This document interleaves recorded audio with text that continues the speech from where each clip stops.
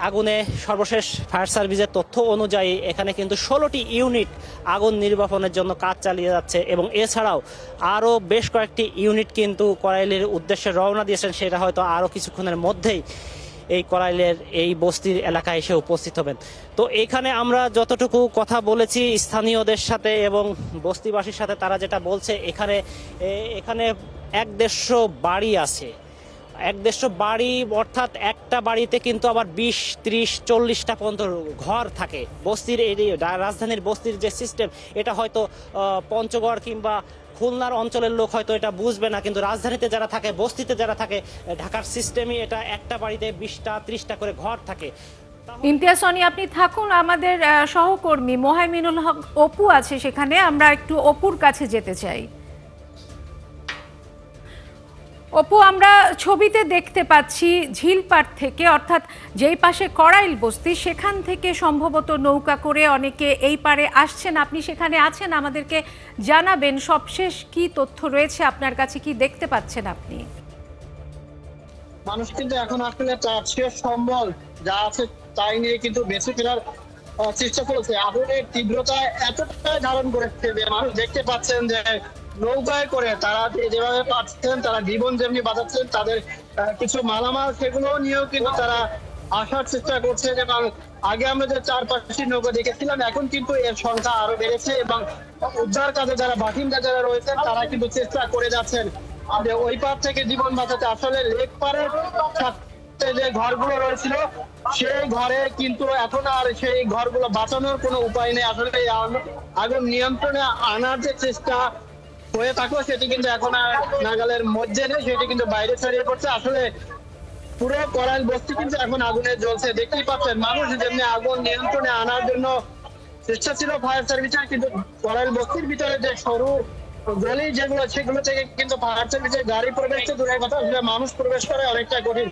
এখন কিন্তু আগুনের যে শিখা সেটি কিন্তু একদম লেক পাড়ের সাথে যে ঘরগুলো রয়েছে সেগুলোতে কিন্তু এসে পৌঁছেছে এবং মানুষ কিন্তু জীবন বাঁচাতে এখন ছুটাছুটি করছে। এবং লেক পাড়ে যে সকল নৌকাগুলো আছে এই নৌকা করে কিন্তু মানুষ কর্মস্থলে, কেউ গার্মেন্টসে কাজ করেন, কেউ বাসা বাড়িতে, কেউ বা দোকানপাট অন্যান্য কিছুতে কাজ করেন। কিন্তু যখন তারা সন্ধ্যায় তারা যখন বাসায় ফিরবেন, ঠিক সেই সময় কিন্তু তারা তাদের এই স্মৃতিটুকু ঘরটুকু, ঘরে মালামাল সহ সবকিছু কিন্তু দূরে দাঁড়িয়ে তারা এটি পুড়ে যেতে দেখছেন। এবং অনেকেই কিন্তু মহান রাব্বুল আলামিনকে ডাকছেন যে তাদের, তিনি একমাত্র এখন এই মুহূর্তে এই আগুন থেকে তারা যেন পরিত্রাণ পায় সেটা রাখছেন। এবং ফায়ার সার্ভিসের আমরা 60টি ইউনিটের কথা 30 মিনিট আগে বলছিলাম, এখন কিন্তু এই ইউনিটের সংখ্যা বাড়লো। আসলে আগুন যে ভিতরে লেগেছে সেই খানটিতে কিন্তু তারা প্রবেশ করতে পারছেন না। আমি নিজেও এই লেকটি পার হয়ে ভিতরে প্রবেশের চেষ্টা করেছিলাম, কিন্তু আমাকে ফিরে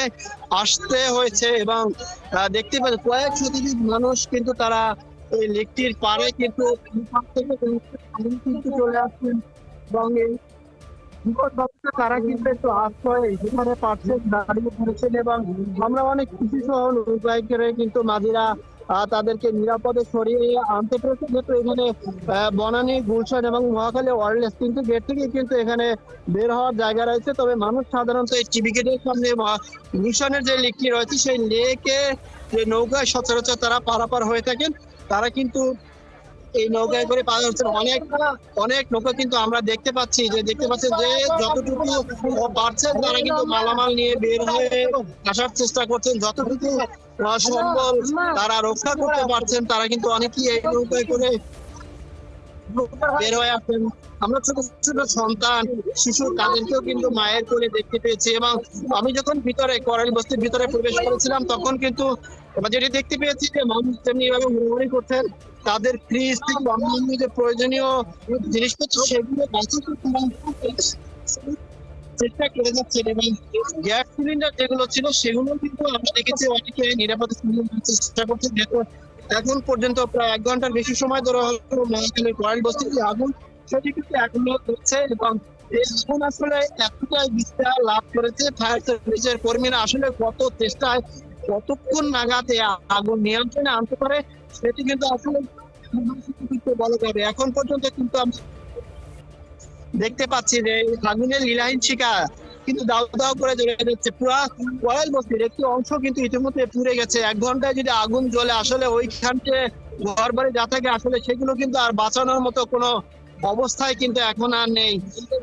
তবে এই অগ্নিকাণ্ডের সূত্রপাত কিভাবে এই বিষয়টি কিন্তু তাৎক্ষণিকভাবে জানা সম্ভব হয়নি। তবে এখানে ক্ষয়ক্ষতি কি পরিমাণ হতে পারে সেটিও কিন্তু এখন পর্যন্ত ধারণা করার কোনো সুযোগও নেই। এবং পরবর্তীতে ফায়ার সার্ভিস কর্মীরা যদি কোনোভাবে আগুন নিয়ন্ত্রণে আনতে পারে, পরবর্তীতে ডাম্পিং এর পরে কিন্তু তারা এইটি কিন্তু আমরা জানাতে পারবো। তবে এখন পর্যন্ত আমরা কিন্তু এক একটি নৌকায় 15 থেকে 20 জন করে কিন্তু যারা বাসিন্দা রয়েছেন তাদেরকে, বিভিন্ন মাঝি যারা রয়েছেন তারা কিন্তু এখানে তাদেরকে বের করে নিয়ে আসার চেষ্টা করে যাচ্ছেন। এবং অনেকেই কিন্তু তাদের সম্পদ যেটুকু আছে সেটুকু বাঁচানোর জন্য আমরা কিন্তু এই লেক পার নৌকায় মাধ্যমে তারা কিন্তু সেখানে যাওয়ার